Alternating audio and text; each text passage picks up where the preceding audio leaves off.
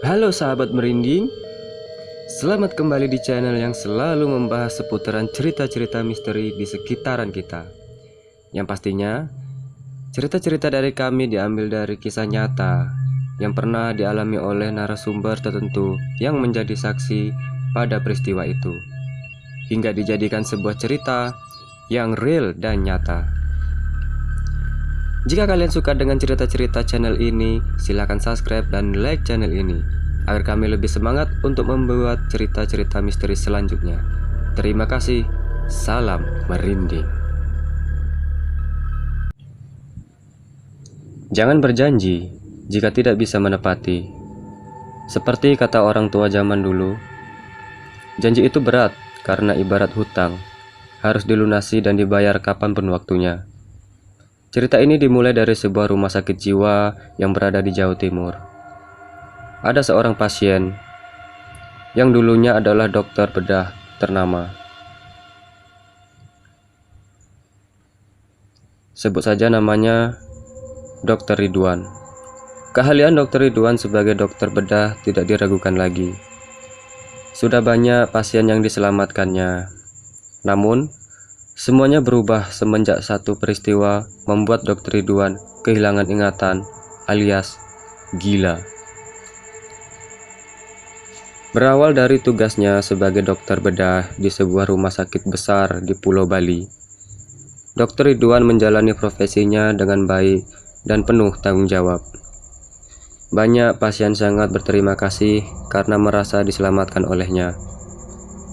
Singkat kata, Dr. Ridwan merupakan jaminan keberhasilan kasus-kasus operasi besar di rumah sakit tempatnya bekerja.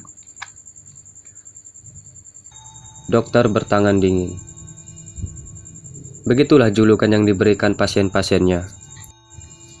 Sebagai manusia yang meraih kesuksesan dan menerima sanjungan banyak orang, membuat Dr. Ridwan arogan.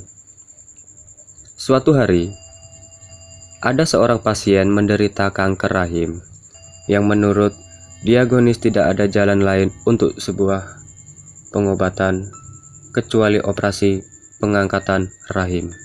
Sayangnya, pasien itu tidak mau diajak bekerja sama untuk kesembuhannya. Pasien itu menolak mentah-mentah operasi tersebut. Semua keluarga pasien berusaha membujuknya agar dia mau menerima saran dokter demi keselamatan jiwanya. Namun, pasien itu tetap kukuh, tidak mau dioperasi, dengan dalih takut mati di meja operasi. Keluarga pasien kalang kabut dan bingung. Mereka kehabisan akal untuk memberinya pengertian dan bujukan padanya. Akhirnya, keluarga pasien meminta pertolongan kepada Dr. Ridwan. Mereka bahkan menyerahkan hidup dan mati pasien itu kepada Dr. Ridwan. Dengan mandat yang begitu besar dari keluarga pasien dan berbekal kesabaran, Dr. Ridwan mulai mengadakan pendekatan dengan pasien itu. Dia mencoba untuk memberi pengertian betapa pentingnya langkah operasi demi menyelamatkan jiwa sang pasien dari kanker yang dideritanya selama ini. Langkah pertama, Dr. Ridwan berakhir dengan penolakan dari pasien itu. Alasannya masih tetap sama, takut mati. Dr. Ridwan tidak putus asa. Dia mencoba membujuk pasien itu dengan memberi contoh beberapa kasus operasi yang katanya lebih parah dari dirinya. Tetapi semuanya berhasil dan nyawa mereka terselamatkan. Begitu gigihnya Dr. Ridwan berusaha meyakinkan pasien itu hingga tanpa sadar. Dia menjanjikan sesuatu yang bukan wewenangnya. Dengan janji-janji manis dari Dr. Ridwan, akhirnya pasien itu bersedia untuk dioperasi. Keluarga pasien sangat lega dan gembira begitu mendengar bahwa pasien tadi mau menjalani operasi. Mereka tidak tahu adanya perjanjian itu tertulis antara Dr. Ridwan dengan pasien tersebut. Persiapan operasi segera dilakukan. Dr. Ridwan optimis semuanya akan berjalan sesuai rencananya. Dokter Ridwan lupa bahwa Tuhan jauh lebih hebat daripada keahliannya sebagai dokter bedah. Tuhanlah sang pemilik kunci kehidupan dan kematian setiap manusia di bumi. Seiring berjalannya waktu, tidak ada seorang pun yang tahu apa yang akan terjadi. Begitu pula Dokter Ridwan. Selama ini, dia selalu percaya dengan keahliannya dan kemampuannya sebagai dokter bedah yang tidak pernah gagal. Arogansi menutupi mata hatinya, seolah-olah dialah yang menentukan hidup mati seorang pasien. Sesuai jadwal, operasi mulai dilakukan. Awalnya, semua berjalan sesuai rencana, tetapi terjadi perubahan mendadak. Saat Dokter Ridwan berhasil mengangkat rahim pasien yang terserang kanker, tiba-tiba kondisi pasien menurun drastis. Dengan pengalamannya, Dokter Ridwan berusaha mengembalikan kondisi pasien, akan tetapi selalu gagal. Pasien itu meninggal di atas meja operasi. Dokter Ridwan sangat terpukul dan menyesali kegagalan yang dilakukannya. Dia merasa semua berjalan sesuai rencana dan prosedur.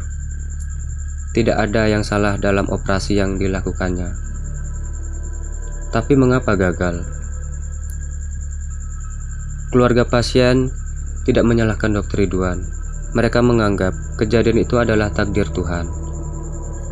Apabila pasien tidak dioperasi, dia juga akan meninggal karena kanker ganas tersebut.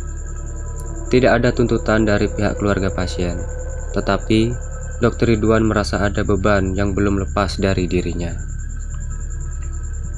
Hari-hari berjalan seperti biasa, tapi terasa lambat bagi Dokter Ridwan. 7 hari setelah kematian pasien itu, Dokter Ridwan mendapat giliran tugas malam. Namun, malam itu, Dokter Ridwan merasa gelisah dan bingung. Ada perasaan yang penyesalan dalam dadanya, tanpa dia mengerti apa penyebabnya. Pikiran Dokter Ridwan melayang pada kegagalan operasi yang dilakukannya. Dia mencoba untuk melupakannya, tetapi sia-sia. Malam semakin larut, udara mulai terasa dingin. Selesai menjenguk pasien-pasiennya, Dokter Ridwan memutuskan untuk beristirahat di ruang kerjanya. Namun, ketenangan yang diharapkan tidak kunjung datang. Rasa gelisah semakin merayap di hatinya. Dokter Ridwan mengambil sebuah rokok, lalu dinyalakan dan diisapnya dalam-dalam untuk mengusir semua kegelisahan yang bersarang di hatinya. Suara ketukan pintu membuyarkan lamunan Dokter Ridwan. Dia pun mempersilahkan tamunya untuk masuk. Pintu ruang kerjanya terbuka. Seorang perawat berdiri bersama seorang wanita yang mengenakan kerudung, sehingga wajahnya tidak begitu terlihat. Sang perawat menjelaskan bahwa wanita itu mencari Dokter Ridwan untuk urusan pribadi. Dokter Ridwan heran. Ada urusan pribadi apa antara dirinya dengan wanita itu sehingga dia datang di tengah malam begini? Dokter Ridwan pun mengizinkan wanita itu untuk masuk dan mempersilahkannya duduk. Perawat yang mengantarnya segera berlalu untuk kembali berjaga. Kini hanya ada Dokter Ridwan dan tamu wanita misterius itu. Suasana terasa hening. Mendadak, perasaan takut merayap di hati Dokter Ridwan. Terlebih saat dia melihat tamunya duduk dalam diam dan menundukkan kepalanya. Suasana hening. Tidak menyenangkan bagi Dokter Ridwan. Dia mencoba untuk mencairkan suasana dengan menanyakan keperluan tamu wanita misterius itu. Saya datang untuk menagih hutang Anda kepada saya, dokter. Jawab wanita misterius itu dengan dingin. Tentu saja, Dokter Ridwan ketakutan. Utang? Saya berutang apa pada Anda? Rasanya, ini pertama kalinya kita berjumpa. Sahut Dokter Ridwan terbata-bata karena ketakutan. Di benaknya terdapat tanda tanya. Wanita misterius itu lalu tertawa lirih. Jantung Dokter Ridwan berdebar kencang mendengarkannya. Dokter lupa siapa saya. Beberapa hari yang lalu, dokter datang dan membujuk saya. Coba perhatikan siapa saya. Hihihihihihi. Wanita itu pun membuka kerudungnya hingga Dokter Ridwan dapat melihat dengan jelas siapa tamu wanita misterius itu. Dokter Ridwan ketakutan setelah melihatnya. Kamu sudah mati. Wanita itu tersenyum menakutkan. Ini memang saya, dokter. Pasien Anda. Saya datang untuk menagih hutang nyawa pada dokter. Dokter Ridwan benar-benar ketakutan. Dia teringat dengan janji manisnya kepada pasien ini, yaitu berjanji menyelamatkan jiwanya di meja operasi. Akan tetapi semua itu gagal dan sia-sia. Dokter Ridwan mulai menyesal mengapa dia harus menjanjikan sesuatu yang tidak pernah bisa ditepatinya. Wanita misterius itu berdiri dan mulai melangkah mendekati Dokter Ridwan. Dokter Ridwan pun panik dan histeris karena tamu misterius itu adalah roh gentayangan dari pasiennya. Dua orang perawat berlarian masuk karena mendengar teriakan Dokter Ridwan. Mereka melihat Dokter Ridwan menjerit ketakutan tanpa tahu penyebabnya. Tidak ada seorang pun di ruangan itu kecuali Dokter Ridwan. Pergi, pergi, jangan dekati aku. Kau sudah mati.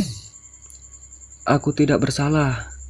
Jangan, teriaknya sambil melemparkan barang-barang yang ada di dekatnya. Kedua perawat keheranan menghadiri dan melihatnya,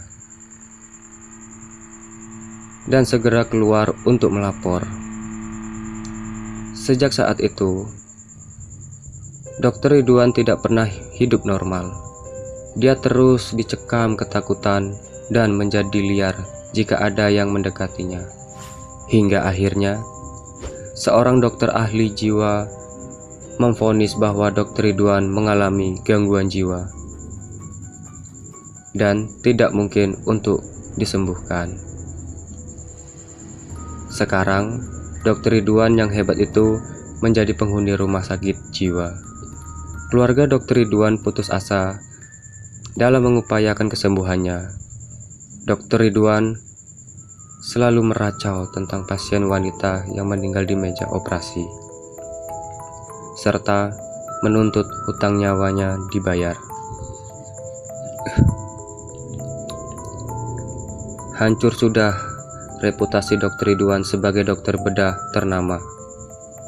Bahkan, kasak-kusuk yang meraba mengatakan kalau Dokter Ridwan didatangi hantu pasiennya.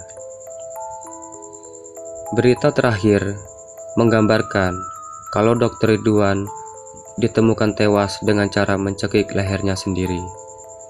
Tidak ada seorang pun yang tahu apa yang sebenarnya terjadi pada Dokter Ridwan. Visum dokter mengatakan kalau dia tewas bunuh diri, namun banyak orang yang menduga kalau Dokter Ridwan tewas dicekik oleh hantu pasiennya. Benar atau tidak, hanya Tuhanlah kebenaran yang nyata. Selesai.